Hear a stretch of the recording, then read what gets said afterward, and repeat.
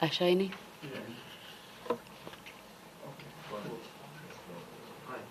Okay. A pleasant good afternoon to everyone. Members of the media, welcome to this afternoon's press conference. The Kitts-Nevis Labour Party thought it fitting this afternoon to take time off the busy campaign trail to address some very pressing issues that are facing us at this time on the eve of elections 2020. We feel that these issues are issues that can affect the free and fair conduct of an election in St. Kitts-Nevis. This afternoon we have with us members of the leadership, we have the candidates, and at this time we'll go straight into what we're here for this afternoon. And I'll invite our party leader, the Honourable Dr. Denzil Douglas, to bring you remarks at this time. Dr. Douglas? Thank you, Mrs. Williams, the National Secretary of the St. Kitts-Nevis Labour Party. And as Ms. Williams has indicated, there are some matters pertaining to what we call the undermining of the fair and free conduct of the elections here in St. Kitts-Nevis pertaining to the upcoming general election on Friday, the 5th day of June, 2020. And so this afternoon, we wish to bring to your attention, members of the press, the flagrant aberrations being committed by the Electoral Office as the country prepares for a general election only 2 days now away.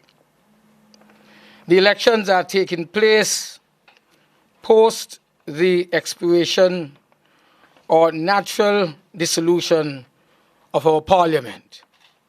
And there was absolutely no surprise regarding the timing of the calling of the elections.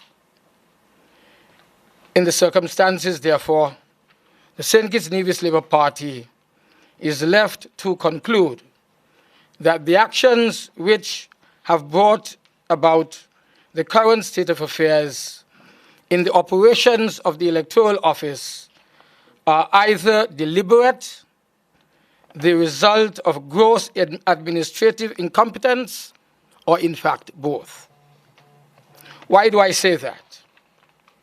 If we were to look at the issue regarding the notice posted on the door of electoral offices, during the week leading up to an election, political organizations and members of the voting public need more than ordinarily the services of the Electoral Office. Members of the public, the need to collect voter ID cards and find out other critically important pieces of information. Political organizations, the need to have unfettered access to the Electoral Office in relation to any service to which they are entitled. The closure, therefore, of the Electoral Office has hindered or has limited all of the foregoing activities. The Electoral Office ought to have recruited, I should say, the necessary staffing and acquired all relevant materials well ahead of the calling of the election so that it would be fully prepared to serve the entire public, especially the voting public. It is not acceptable for us to have the Electoral Office closed with the excuse that there is need for staff to be engaged in internal office matters rather than seeking to serve the interest of the public. Another important issue is the non-publication of polling stations.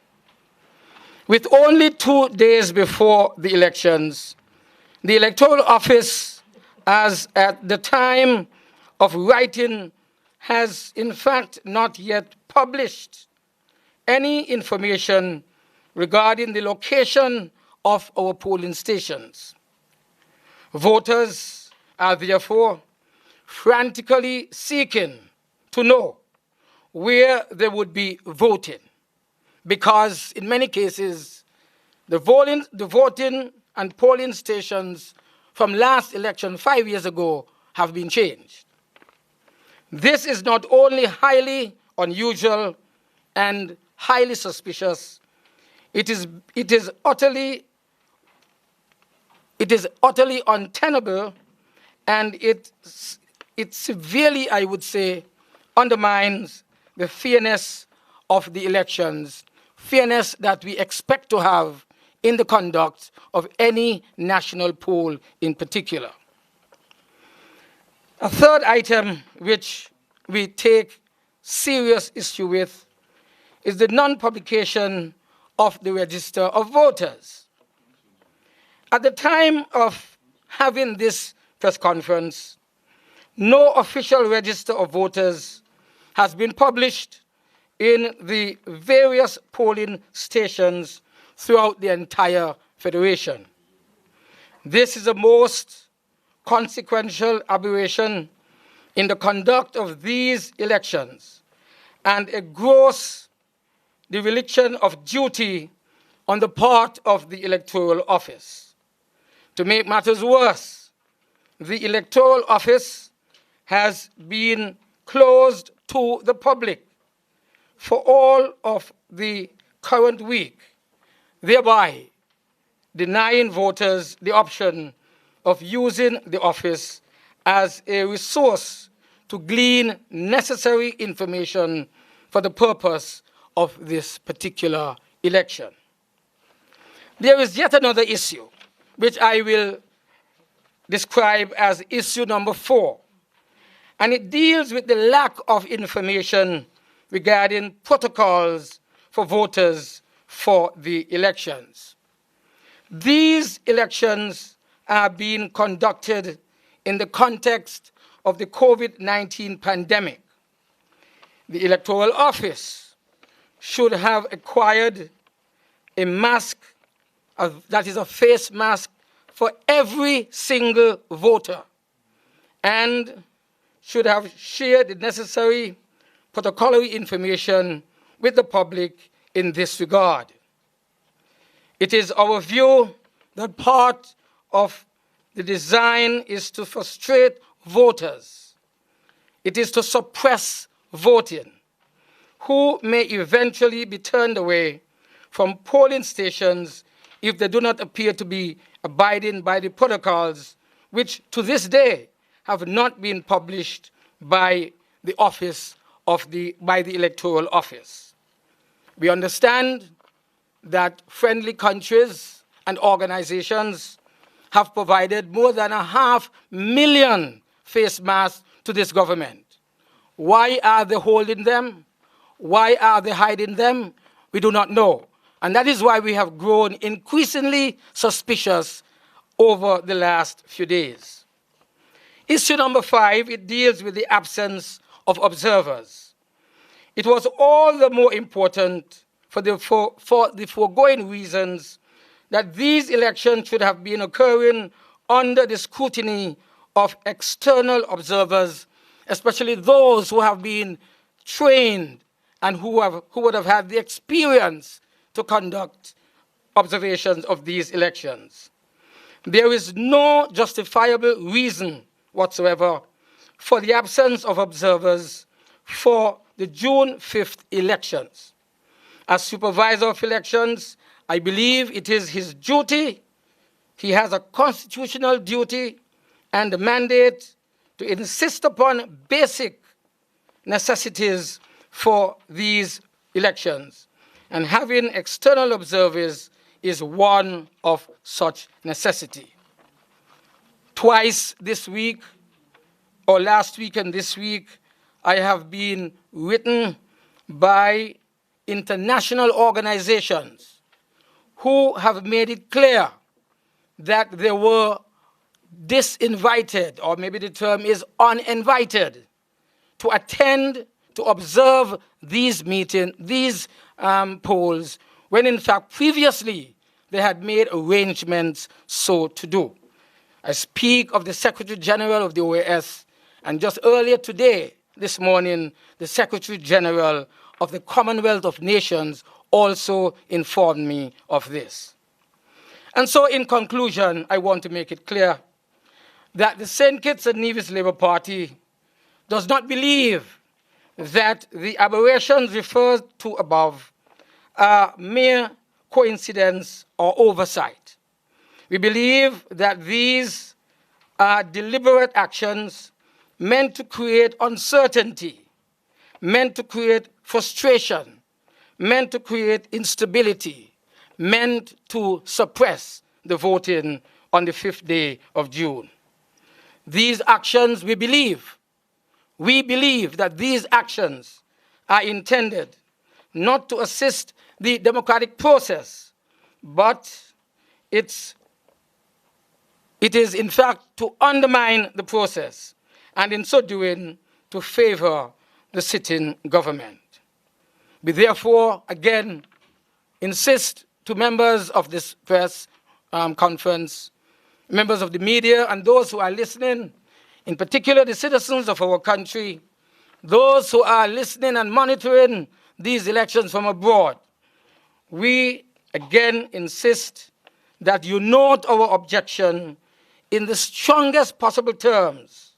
These attempts by the Office of the Supervisor of Elections and, in fact, the ministry responsible for these elections, that is, the Ministry of the Attorney General and the Office of the Prime Minister in particular, we believe that these, in fact, are amounting to attempts at gerrymandering the political and democratic will of the people of St. Kitts and Nevis. I will want to stop here, and I think one or two of my other colleagues will want to make some comments, and then we will entertain questions from the media.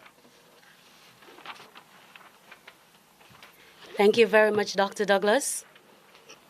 As Dr. Douglas said, we will now hear from Mr. Steve Rensford, our candidate for constituency number 4, who will give his remarks before we open the floor for questions from the press.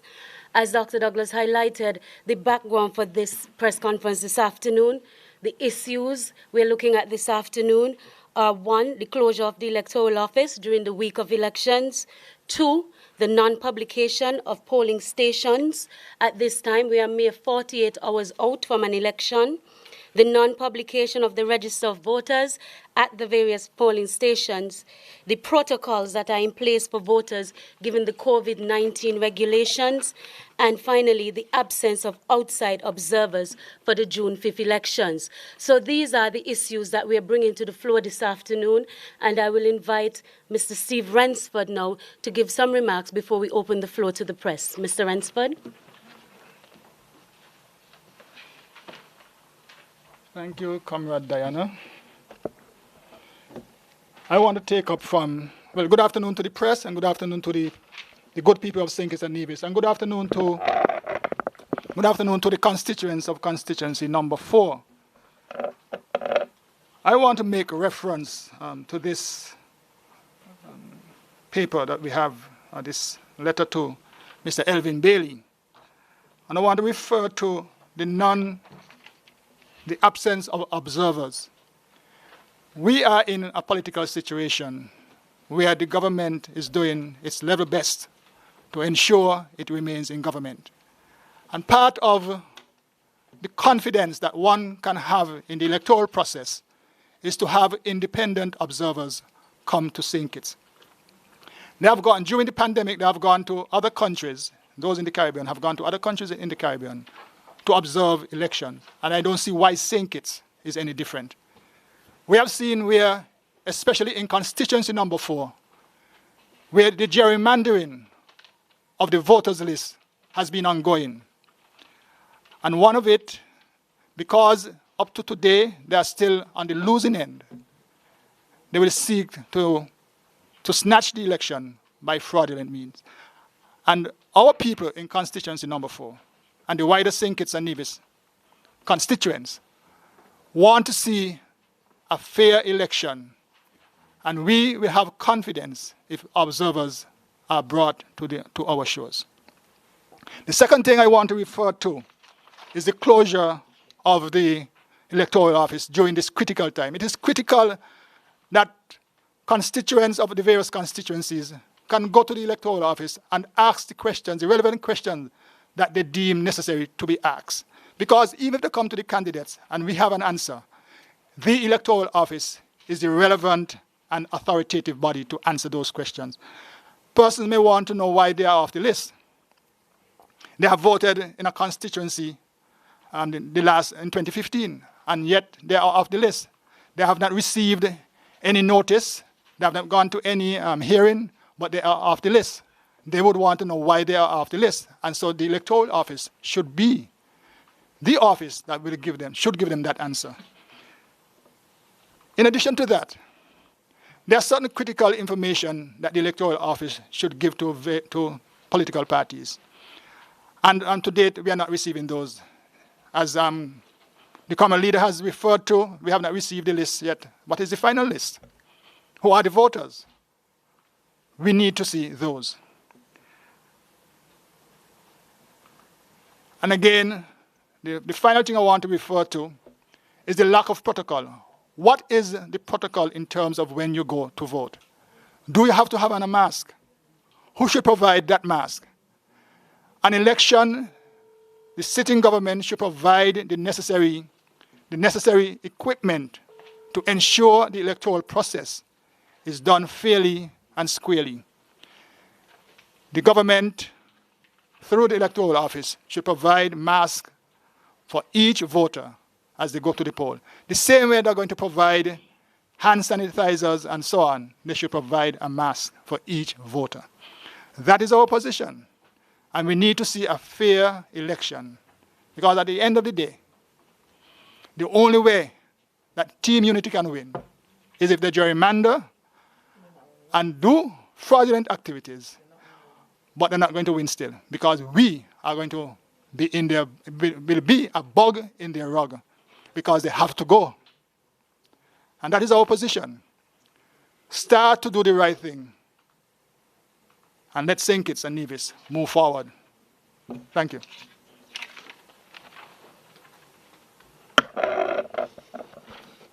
Thank you very much, Comrade Rensford. The St. Kitts-Nevis Labour Party, we would like to make it clear that we are confident that we will win this general elections 2020. However, we are also mindful that the elections must be conducted in a fair and transparent manner. So we are bringing these issues to the fore so that on polling day, each and every citizen, when they go out to vote, they would know that the conditions under which they are voting are fair and they do not favor any political side.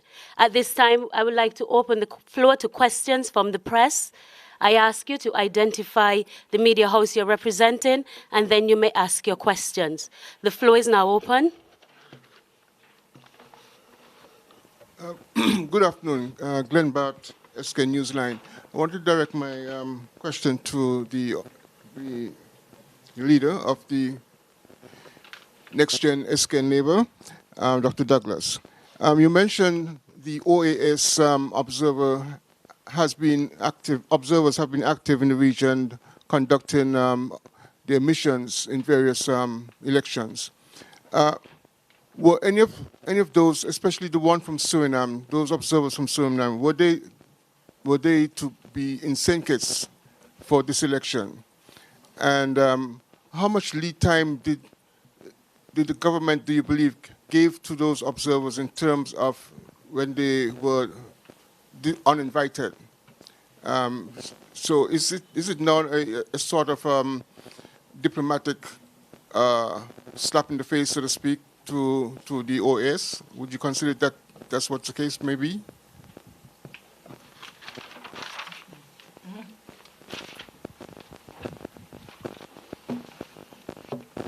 Definitely, I would say that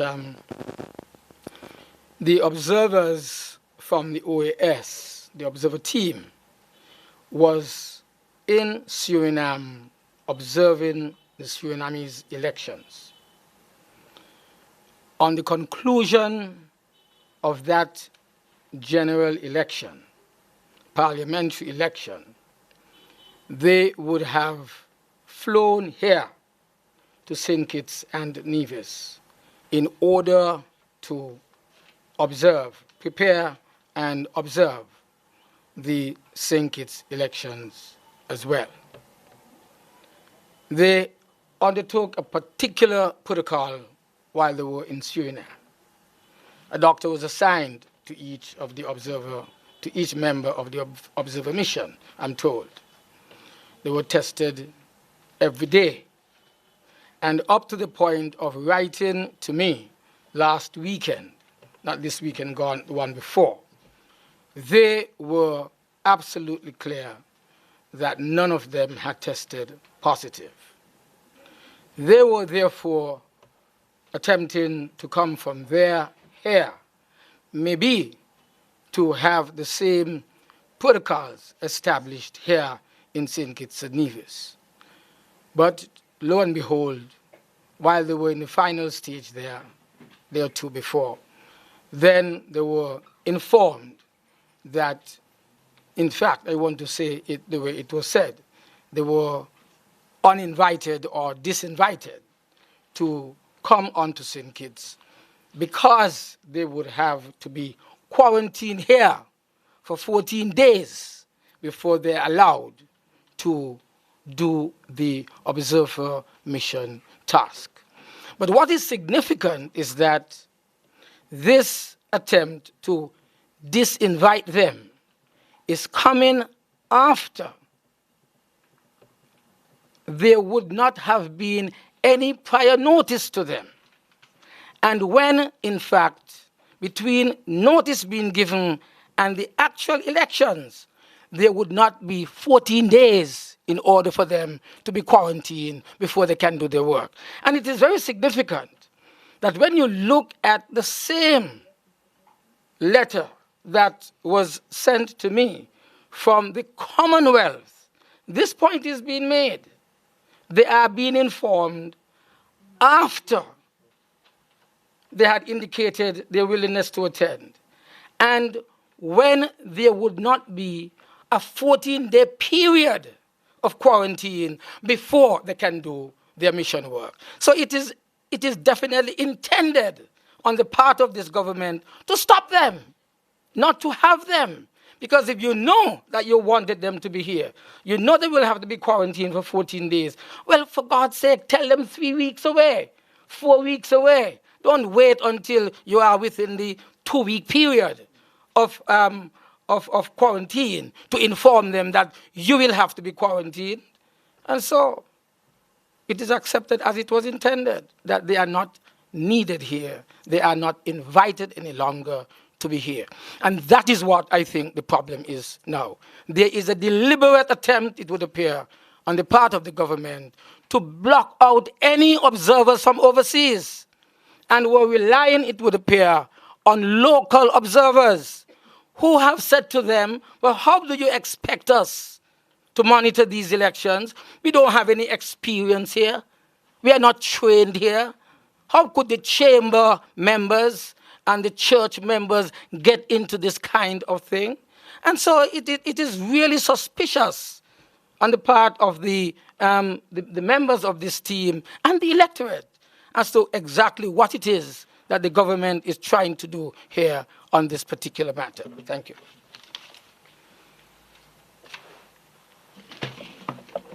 Thank you, Dr. Douglas.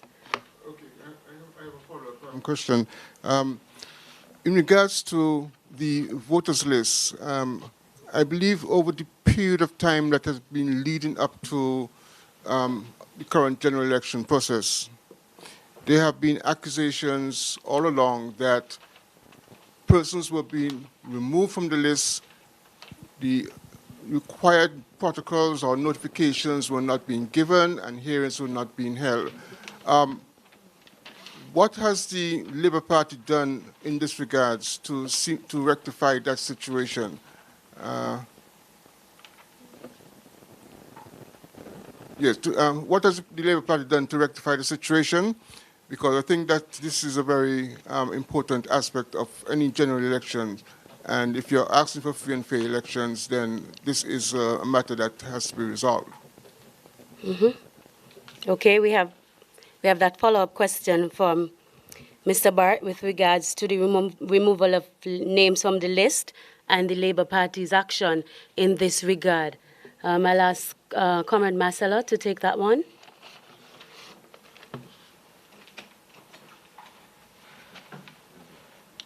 Thank you. Good afternoon to the press and to our listeners and viewers.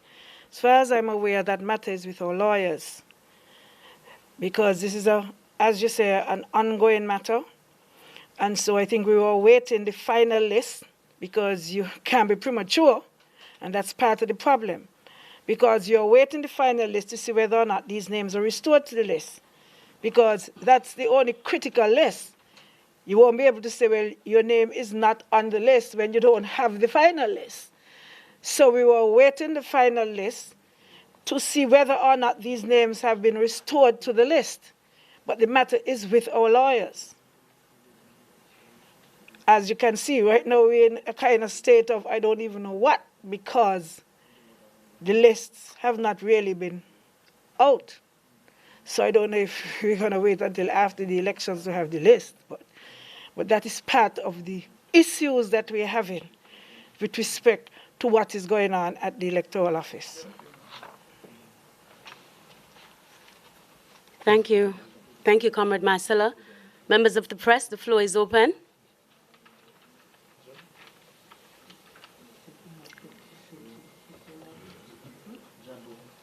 I see someone behind. And we'll take at least 2 questions, and then we ask for the response from the candidates.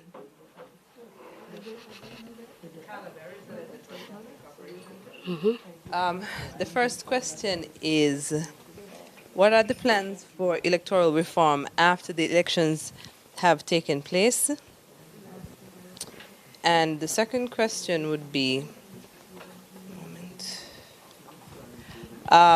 well, over the years, a number of entertainers and creatives have contributed to the music industry, and there is a great level of talent.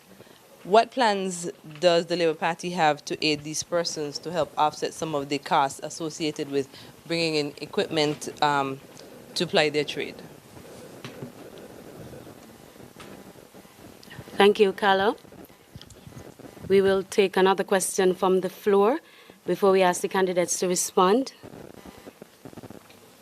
If there are no more at this time, I will ask the candidates to respond. The first question, what are the plans for electoral reform after the elections? The second question, what are our plans for aiding entertainers in offsetting the costs of plying their trade in St. Kitts-Nevis? I think that was the gist of Ms. Berridge's question.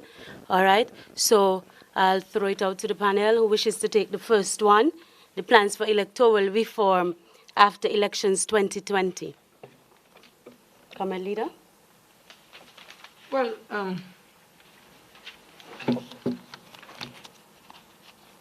we have said that if it is one thing that we would want to insist upon is the need for a revisit of our Constitution and also the necessary laws pertaining to the electoral process. In fact, when we launched the manifesto just on Friday of last week, this central point was being made.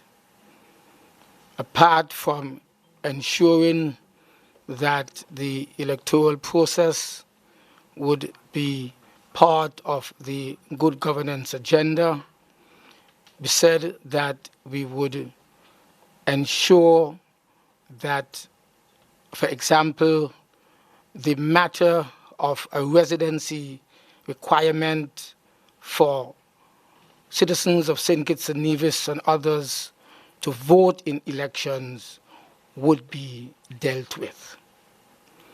We said that we would want to deal with this early in the new term. It should not become entangled with all of the issues that are usually debated during a general election. And we emphasized, therefore, that we should use the tool, the instrument of referenda in order to facilitate decisions in these critical areas. The same thing that would apply with regard to term limits of the head of government. We would want to ensure that these matters, since they appear to be of high public interest, we would want to make sure that they are determined, not again during the period of a general election, not when a government is losing the election, losing, I should say, the confidence of the electorate, and it runs into parliament in the last 6 months or 9 months trying to pacify people who are expressly, openly against the action of the government. We want these things to be done when people are more soberly reflective of where we need to go as a nation and as a people. So yes, these are going to be high up on the agenda of activities, especially within the good governance agenda, which the present administration has failed upon, and which we will pick up and make sure that there is success on behalf of the people of St. Kitts and Nevis.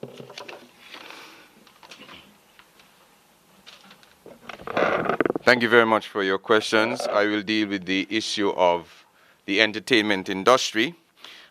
Within our manifesto, which was launched Friday, we have dealt with this issue in particular because we believe, as part of one of the planks of a new economy in St. Kitts and Nevis, it must facilitate the growth and expansion of our entertainment industry. And so I would just want to read directly from our policy position on this in our manifesto. And I think the question of concessions will be answered, but I also wanted to highlight some of the key points. Build a state-of-the-art national performing arts center and academy. Allows creative entrepreneurs to import equipment, raw material, and instruments that cannot be sourced locally at reduced or no duty whatsoever. Strengthen regional and international networks geared towards sourcing opportunities for artists and to grow and develop by providing training, funding, and opportunities for internships. So this captures your question of what type of assistance for our entertainers. So all of the essential equipment that will be needed for you to ply your trade as an entertainer will qualify for reduced or no duty at all under a next-gen SKN administration. And so I want to put a plug in on behalf of the team here that if you wish to see the expansion and growth of your entertainment industry, you can take it from me, Conris Maynard, King Conris, who has been there, who understands the business, that we will work hard to expose our talent to the rest of the world by making it easier to ply your trade. Thank you.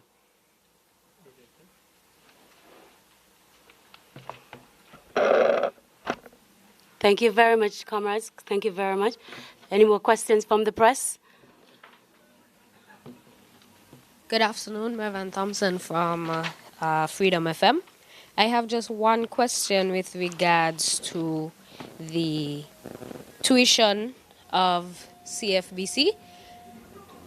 I was wondering if you could provide some clarification on page 15 of the manifesto, the first section on that page. The outgoing government has determined that they will build a new BHS and so forth. That paragraph ends, as a major priority, Labour will extend universal free education to the tertiary level. There will be no tuition to attend the CFBC. And then on page 29, It says move to abolish or drastically modify the fee system presently employed at CFBC to make it affordable for all. Can you clarify that for me, please? If it's no tuition or if it's to drastically abolish or reduce the fees. Thank you very much. Mervan? Jeffrey? Comrade Jeffrey? Thank you very much. As we would have been saying all during the campaign, the tuition freeze will allow more students to attend CFBC because we would have had the situation where many of our students would have dropped out or could not have attended because they could not have afforded. So the tuition freeze will take care of that. And I think she asked about, I think there's a separation with the examination fees and tuition fees. There's a difference. The tuition fees will be zero. Yes. And with reference to the Bastia High School, you was asked? No. Okay. But of course, we would have given the commitment and the assurance that we will build a brand new Bastia High School, and it would not be built on the water aquifer. And that's the position that we continue to stand by even on the eve of the general elections. Thank you very much.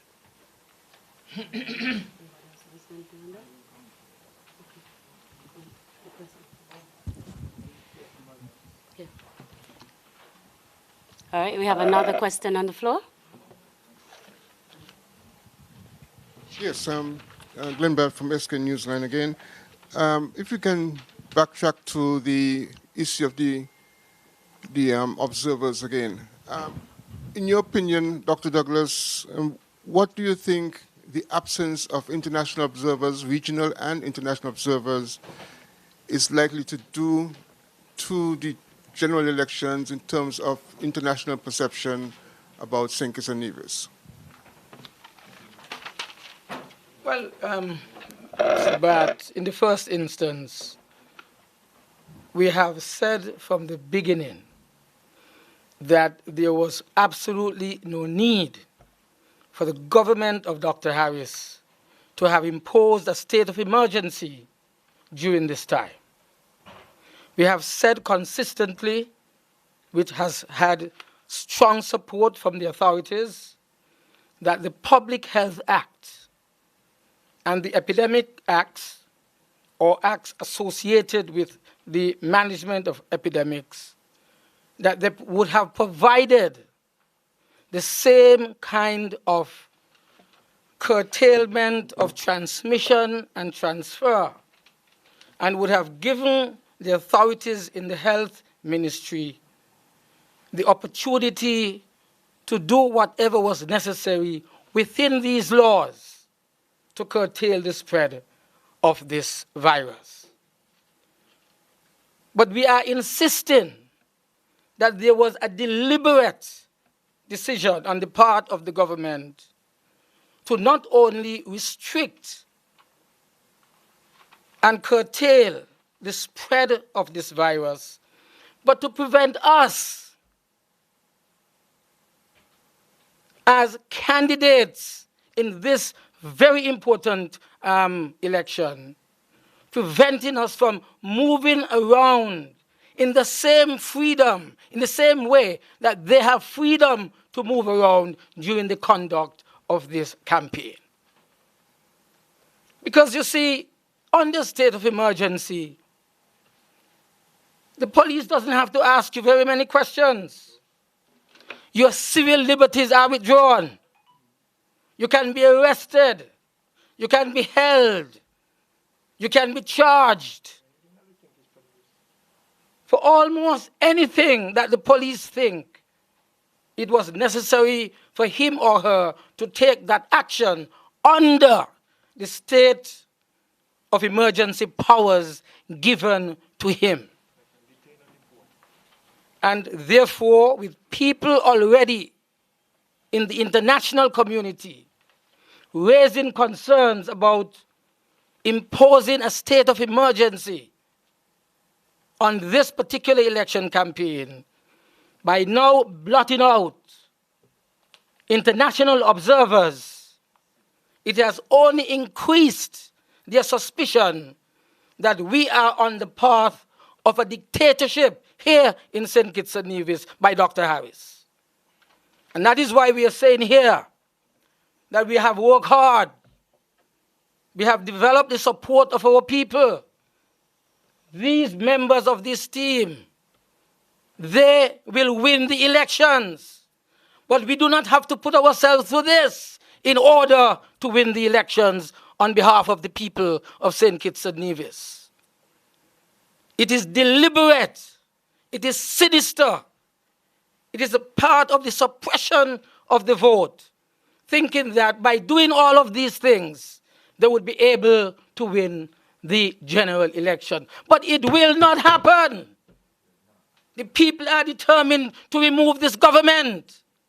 And we are determined to ensure that we do what we have to do so that they are removed. And so, no matter how much the Electoral Office has fouled up, no matter how much they would try to deprive people of their basic rights to vote by not providing us with masks, let me say to the people, you can pull out your handkerchief and tie it around your face and go in and vote. 500,000 masks have been provided to this government for the citizens to go out and vote. Not one has been issued up to today, and this is 2 days away from the elections. And so I said to you, Mr. Bart, we understand what is going on. We want the people of our country to appreciate what is going on. The government is in its final few hours. It will do anything to hold on to power, but we will do anything to ensure it doesn't hold on. Thank you.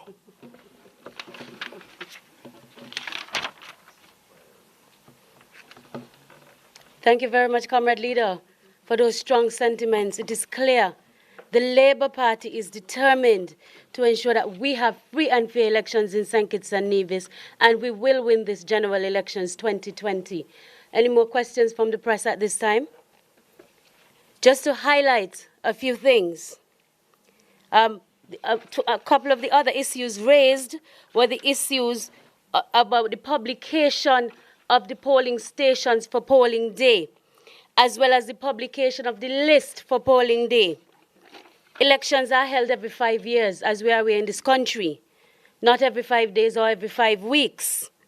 This government has had more than 5 years to prepare for an election. Now, 48 hours still, how come we have no publication of polling stations or official lists? We are left to ask the question, is it that the government is not prepared for this election? Or is it a deliberate attempt to confuse the people of this country so that they may not be able to go and vote where their names are registered, or they may not have a chance to find their names on a particular list?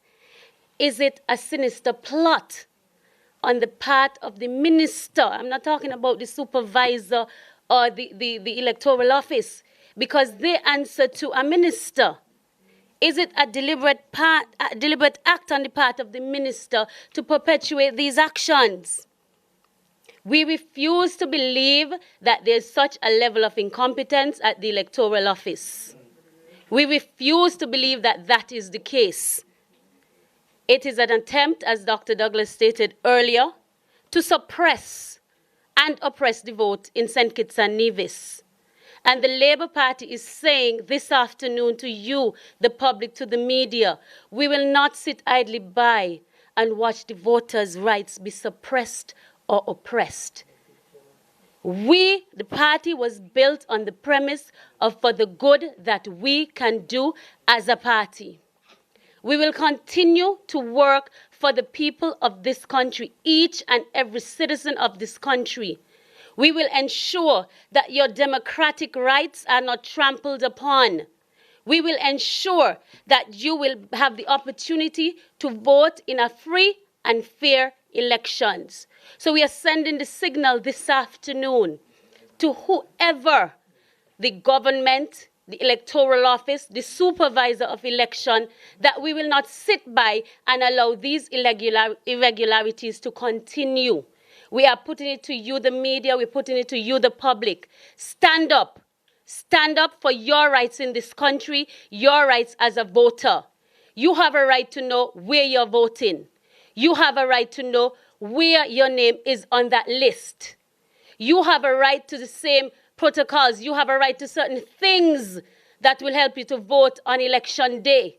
These must be put in place if we are to go to the polls and we are to have a fair elections.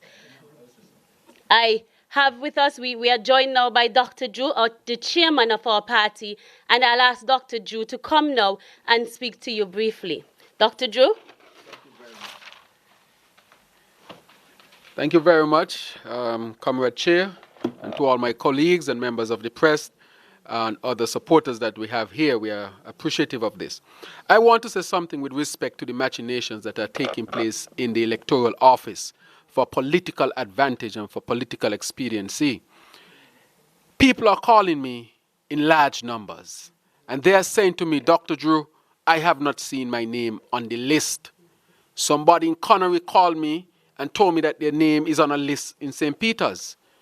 People's names, people who are overseas, their names have been removed without due process, and it's the same thing here. People's names are being removed without due process. And it seems like that there is some sort of strategy to really deprive the people of the government that they want. And we are saying that we're not going to accept that. We remember in Nevis when Bailey tried to put a ballot box in his car. That is a serious, serious issue, violating all norms by doing that. Now we hear that we will not have observers. They have not said anything to us with respect to that. They knew, the Prime Minister knew when he would call elections, and therefore he could have contacted the observers and say when he would call the elections, and if they had to be here 14 days before, that could have been arranged. But his plan was to keep the date secret, of course, to have an advantage. Okay, but if you know you need observers to ensure that we have fair elections, free elections, and elections free from fear, why didn't you make the necessary move? That is why the pastor for the Dr. William Connor Church, the Antioch Baptist Church, he is saying that we need observers. How can you conduct an election without observers? The church has already said it. The Chamber of Commerce and Industry, they would have said that they are not in a position to observe any elections. What is Timothy Harris looking for in St. Kitts-Nevis? What does he want to happen? He knows that his end is coming, and he does not mind that the whole country go down with him. We must preserve our democracy. I'm calling on fair-minded people to say to Timothy Harris and to Bailey and to all of them that this election is not being conducted in the way it should. But nonetheless, we know why that is so. And it's because our party conducts, of course, the majority here in St. Kitts-Nevis. We have the majority of people. This is a Labour country. And in addition to that, the people are saying to me, Dr. Drew, they have failed us. Nothing they promised they have delivered. Good governance through the door, nothing. Look at the number of houses that would have been built. Healthcare is in the worst conditions. All the animals dying. People in Kayon can't get water. Students don't have laptops and iPads at home to take care of their education. People are being given less than minimum wage from a stimulus package. How are they expected to live? And that is why the people are saying this government has no plan that will take this country forward. So I said to the people of St. Kitts-Nevis, stand firm, be vigilant, conserve your democracy, Do everything you have to do to conserve your democracy, because without a democracy, we have no country. We must stop the dictatorship of Timothy Harris. No observers. We can't get a list less than 48 hours before a general election. We have never seen these type of things before. This is a clear signal that Timothy Harris is up to something, but we will fight and fight for our country and democracy. And I want our people to understand that.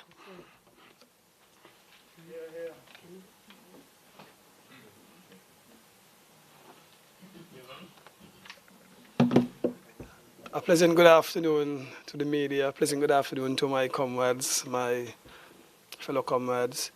I would like to join with my fellow comrades and say to the people of St. Kitts and Nevis that we cannot sit idly by and allow Timothy Harris and Sean Richards and the team, this unity government, to cheat us into them coming back into elections. Our people, they are crying out. They are crying out for a better government. They are crying out for better leadership. And for us to get better leadership, we must have a free and fair election process. We must have an election that is free from fear. And so we are really calling to the NGOs, those persons in those high positions who have clout, so to speak. We must speak out. We must speak out because the people of St. Kitts and Nevis, the people of St. Kitts and Nevis will not sit back and allow them to cheat us into this disunity government. So I want to say to the people, all those persons who are watching this election process keenly, we have to be vigilant. We have to be looking left, right, center, up, and even down, because we can see that they are up to something. One of my colleagues spoke about this. We remember when they had us on lockdown. We are on lockdown inside, can't move, can't go anywhere. But they are out doing all sorts of things. All sorts of things. These are reasons why we are here this afternoon, because we want the people of St. Kitts and Nevis to know that they deserve a government. They deserve a government that will lead the people in the right direction. Once we have a fair, a level playing field, I can assure you that the people of St. Kitts and Nevis will return a Labour government to the top. Thank you very much.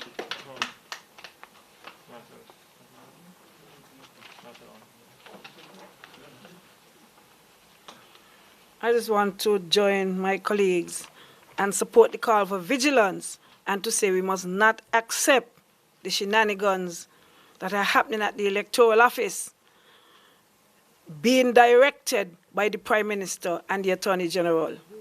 That is exactly what is happening. As you know, the Supervisor of Elections gave all 11 returning officers to the Prime Minister, and you know that he just dismissed all of them and put whoever he wanted, including his brother-in-law. So all he talks about nepotism doesn't faze him once he gets to do what he wants to do, including putting his brother-in-law to be a returning officer in this election. And so we see all these things continue. In Central Bastia, we were told that polling Division 4, which used to be at the Church of God opposite Bounds Bakery, all these years, we were told that that polling station has now moved to the Irish Town Primary School. I wrote a letter to the Supervisor of Election this morning seeking urgent clarification and an urgent response. I sent twice to the office. I went once myself, sent somebody else to the office. They said he was still in Nevis up to sometime this afternoon. So I don't know what is happening, but what I would say to you and to the general public is that Irish Town Primary School is in polling Division 5. And so you can't have polling Division 4 in polling Division 5. Polling Division 4 station must be in polling Division 4. So it can be the Irish Town Primary School for polling Division 4, because Irish Town Primary School is in polling Division 5. And what it is doing is creating more and more confusion out there. Because I have some of the constituents now coming to me and saying, that is those who are registered in polling division 5, who are saying, look, we have a new polling division for 5, it's not the CFBC no more. So again, you're having confusion for 5 and confusion for 4 out of this one incident. Also, in constituency number 2, an extra box had been added to polling division 3, which is the biggest polling division in Central Bastia. Huge people who vote at the Pilgrim Holiness Church, Wesleyan Holiness Church. Last time around, there were 4 boxes. Now there are 5 boxes. And I've been told that the 5 boxes cannot hold at the Wesleyan Holiness Church. Again, everything is so last minute and disorganized. And so the 5th box will be put at the Salvation Army. So 4 boxes at Wesleyan Holiness Church and 1 box at Salvation Army. I wrote about that to the supervisor because, again, as close as they are, the 2 places, Salvation Army is in polling division 1. It is not in polling division 3. So how can you have a box from polling division 3 at a location in polling division 1? Can't happen. Because the polling stations must be in their polling divisions. Market Street is a dividing line between polling division 1 and polling division 3. And so anything to the east of Market Street, including Salvation Army, is in polling division 1. So how can you put a box from polling division 3 in polling division 1? Lots of confusion because they're so disorganized. And at this 11th hour to be confusing the electorate, I believe it's a strategy on their part. Because for all you know, knowing this government and how they operate, don't be surprised if who they want to know where the polling stations are. Don't put it beyond them. You know, so who they want to know where the polling stations are, but we are not aware as to where the polling stations are. And when it comes to the observer mission, I said before and I want to repeat, that Timothy Harris was at a CARICOM meeting some weeks ago, before the Suriname election. He was present when Suriname requested an observer mission for the elections. And he sat there and said nothing, knowing that our elections were coming up. So if he had any thought about being fair, I'm quite sure when Suriname raised about observer mission, he must have been reminded that we too would need an observer mission. But he said nothing.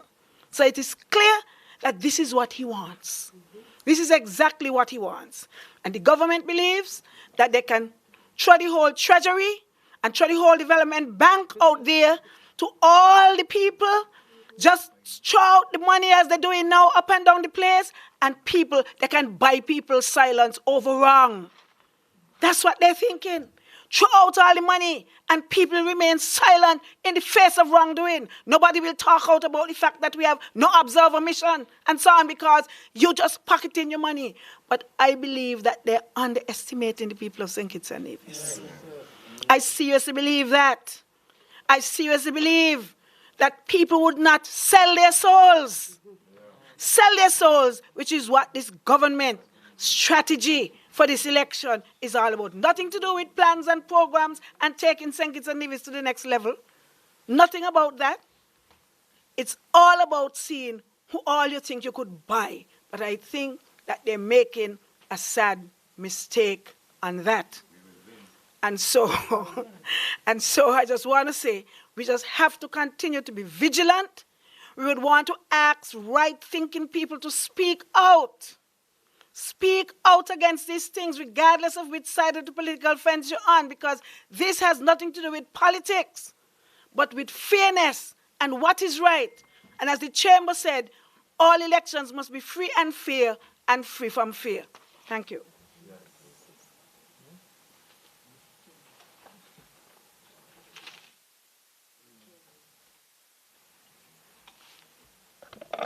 Pleasant good afternoon to the wonderful press who have taken their time out to come to our press conference this afternoon. We want to welcome ZIZ to this press conference. It's about time ZIZ has paid us a visit.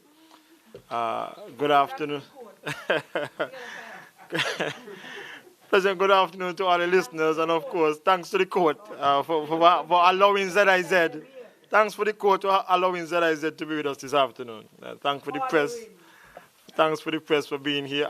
You know how good I felt when I came out of the nomination and saw ZIZ. The first interview I did, ZIZ is there. Just imagine that. And good afternoon to all the listeners and viewers. And of course, I must touch the wonderful people in my constituency, number 7, and people in the diaspora, our citizens in the diaspora. The secretary asked me to wrap up this afternoon. She says, Venus, you will be wrapping up number 7. Come and wrap up this afternoon. So it was a pleasure of mine to just come forward and wrap up this afternoon's proceedings. But I want to remind us, though, as our common leader started, and my colleagues would have mentioned, the people of St. Kitts-Nevis wants free and fair elections. That is all they are asking for, free and fair elections. And I must commend Honorable Marcelo Liebert and Honorable Conway Maynard, whom at the time fought on behalf of the people of St. Kitts-Nevis in Parliament. Not for us to be living for 12 months, the next 12 months, under state of emergency. And so they managed to get the incumbent to narrow it down to 6 months.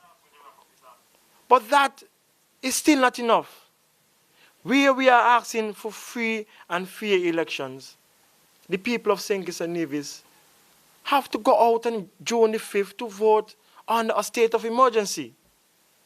Those conditions are in no way rightful for any elections whatsoever. Under this constitution that gives us the right to vote, under the constitution that provides the arrangement and for any other regulations for us to conduct elections, that same constitution is what provides our rights in St. Kitts-Nevis. So I'll read a section of the Act. A section of the Act, I think is chapter 2, that gives us protection of fundamental rights and freedom. Fundamental rights and freedom, that by having a state of emergency in elections, all of those rights and freedom has been suspended. I think Dr. Douglas alluded to that earlier. But under the protection and fundamental rights of freedom, we have the fundamental rights and freedom. We have the protection of right of life. We have the protection of right to personal liberty, the freedom to express yourself. We have the protection from slavery and forced labor. We have that in this constitution. But under a state of emergency, that has been suspended. We have the protection from inhumane treatment, the protection from deprivation of property. We have the protection from arbitrary search and entry. Protection from that. So police or army men or any law enforcement should not have the right to just walk in your property and search you for no reason. I was told that the good evangelist from Keyon, Mr. Pemberton, his house was just searched just like that. But under the state of emergency, that is what the powers give the law enforcement.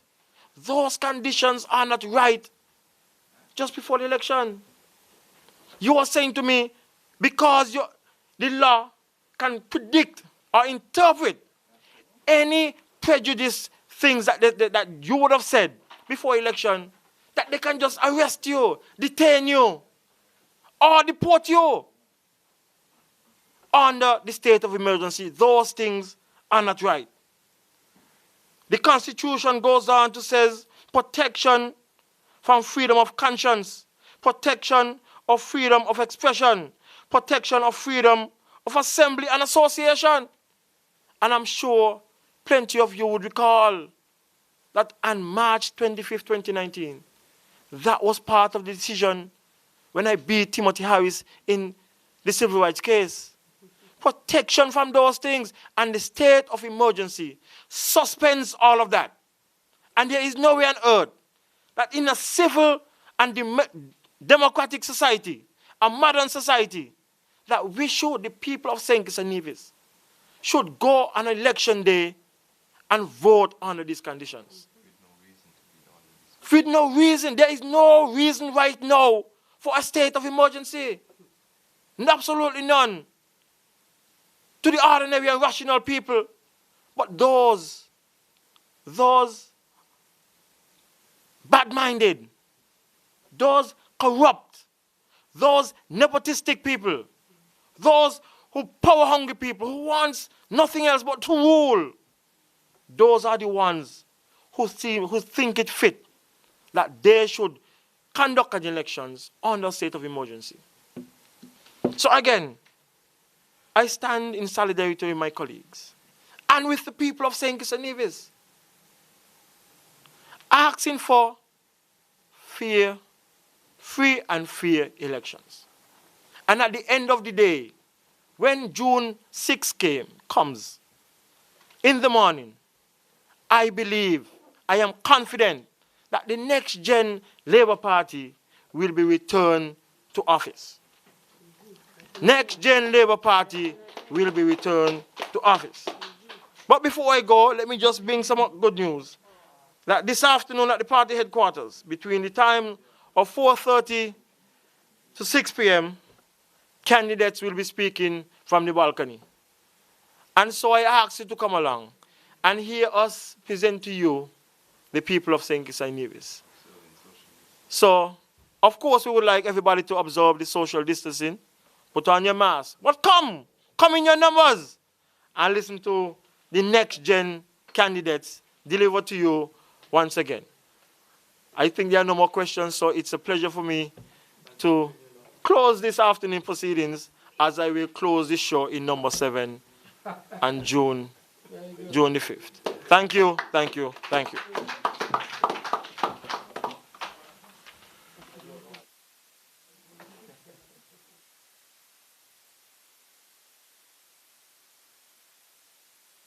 All right, I've been asked to join with my colleague Leon Natter to bring this to an end. We thank you again, but I have been asked on behalf of the members of the Next Gen team that on the 6th day of June, the new Labour administration will lift the state of emergency, though still observing the protocols for the pandemic.